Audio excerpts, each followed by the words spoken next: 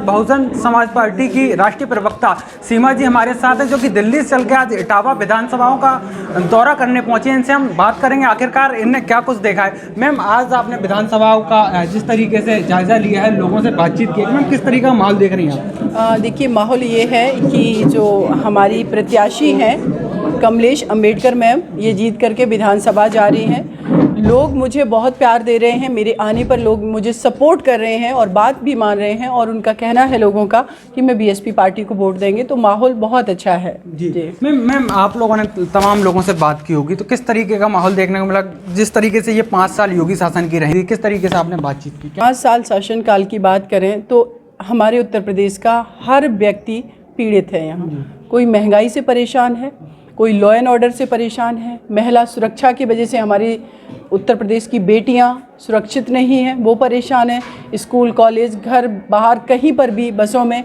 वो सुरक्षित अपने आप को महसूस नहीं कर रही हैं।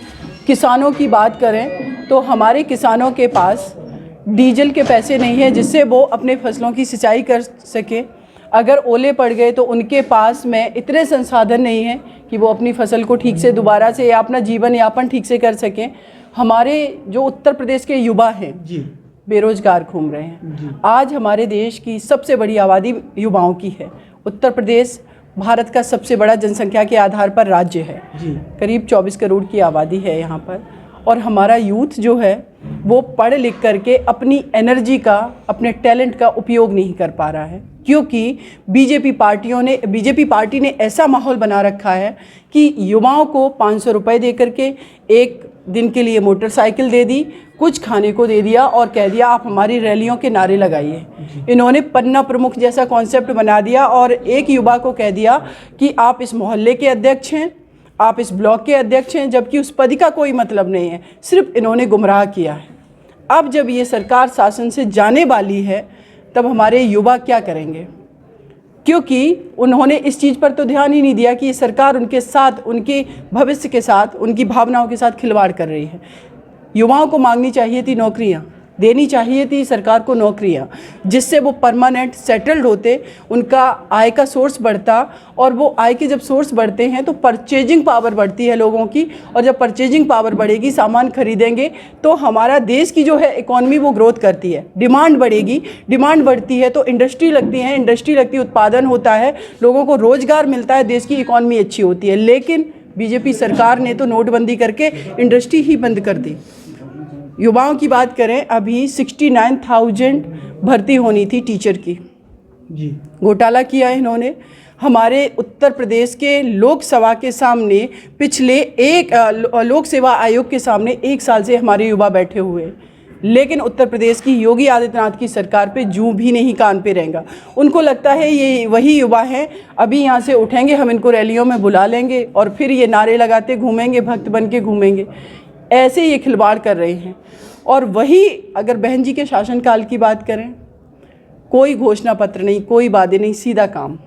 क्योंकि हम लोग, सुनिए, हम लोग जो है वो काम करने वाले लोग हैं, संविधान में विश्वास रखने वाले लोग। किसी घोषणा पत्र को हम इतना बड़ा नहीं बना सकते जो हमारे संविधान से बड़ा हो जाए। मेन तो वही है ना। जी बताइए आप। मैम, जिस तरीके से आपने कहा, लेकिन जो भारतीय जनता पार्टी है वो ये कह रही है कि जिस तरीके से हमने उत्तर प्रदेश में जो कानून व्यवस्था है वो जिस तरीके से हमने उसको लाया है, जिससे लोग खुश हुए हैं, और साथ ही जो किसान हैं उन लोगों के जिनके पास छतें नहीं थी उनको छत देने का काम दिया है, लगातार जिनके पास शौचालय नहीं थे, स्वच्छ भारत मिशन की तरीके से हर घर को शौचालय देने का काम किया है, जिस पर वो चुनाव जीत रहे हैं, उनका ये कहना है। आप इस पर मैम क्या कहेंगे? देखिए, अगर छत की बात करें तो मुझे लगता है कि अगर एक बार सर्वे हो जाए, अगर किसी एक व्यक्ति को जो गरीब है, जो बीपीएल कार्ड धारक है, उसको अगर इन्होंने 20,000 रुपये दिए तो 10,000 वापस ले लिए, कैसे वो घर बना लेगा? अगर हम टॉयलेट की बात करें तो इन्होंने टॉयलेट बना दिए, पानी की वाटर की सप्लाई नहीं है, टंकियां नहीं रखी हुई हैं, लोग उसका यूज नहीं कर रहे, उसमें भूसा भर रखा है। ये रियलिटी है। तो ये इन बातों पर, ये इन कामों को जो कि एक्चुअल में काम होने चाहिए थे, उसको अपना डेवलपमेंट बताते हैं, उसको अपना काम बताते हैं। और अगर वही बीएसपी पार्टी की हम बात करें शासनकाल की, हम ये नहीं कह रहे हैं ये पूरे उत्तर प्रदेश कहता है कि बहन जी के शासनकाल में लॉ एंड ऑर्डर स्ट्रॉन्ग था। अगर इनका लॉ एंड ऑर्डर स्ट्रॉन्ग था तो हाथरस में दिन दहाड़े एक बेटी के साथ 4 लोग गैंगरेप करके मर्डर कैसे कर दे रहे हैं? खुशी दुबे जो बिटिया है, नाबालिग बेटी, जेल में बंद कर रखा है उसको। कानपुर की बात करें, 10वीं मंजिल से एक बेटी को रेप करके इनकी पार्टी का जो सपोर्टर है प्रतीक वैसे वो फेंक देता है, उसको फिर क्या कहेंगे? मनीष गुप्ता हत्याकांड, जो कि गोरखपुर में होटल में एक भाई आराम से सो रहा था, इनकी पुलिस जाकर के अवैध वसूली करने की कोशिश करती है, वो मना करता है, ये लोग उसको पीट पीट करके मार डालते हैं और घसीटते हुए 5वीं मंजिल से नीचे लाते हैं। उसकी डेथ हो जाती है, परिवार को डेड बॉडी नहीं देते हैं, ठीक से पोस्टमार्टम नहीं करवाते हैं और FIR भी नहीं लिखी जाती है। वो बेटी जब मीनाक्षी गुप्ता जब मीडिया में आई और चीखी चिल्लाई तब जाकर के FIR दर्ज होती है। पुलिस प्रशासन ये कर रहा है, इसको आप लॉ एंड ऑर्डर कहेंगे? विवेक तिवारी जो भाई है, रोड पर अपने दोस्त के साथ जा रहा है, दिन रात के समय एक इनका पुलिस वाला इंस्पेक्टर आकर के गोली मार देता है, ये लॉ एंड ऑर्डर ठीक है? एक नहीं, हजारों ऐसे केस हैं जो मीडिया में आ गए, उन सब की हम लोग चर्चा कर रहे हैं। जो रियल में बहुत सारे केस हैं जिनकी FIR तक नहीं लिखी जाती, तो कैसे आप कहोगे लॉ एंड ऑर्डर ठीक है? लॉ एंड ऑर्डर तब ठीक होता जब आप ठोकों की बात ना करके आप डायरेक्शन देते अपनी पुलिस को कि एक भी शोषित, पीड़ित, वंचित किसी भी तबके का व्यक्ति आए, आप उसकी FIR लिखेंगे, कानूनी कार्रवाई होगी और जितने गुंडे बदमाश लोग हैं इनको हम समाप्त करेंगे। लेकिन गुंडे बदमाशों की अगर बात करें तो बीजेपी पार्टी के अंदर खुद ऐसे लोग बैठे हैं जिनके ऊपर 100 मुकदमे हैं।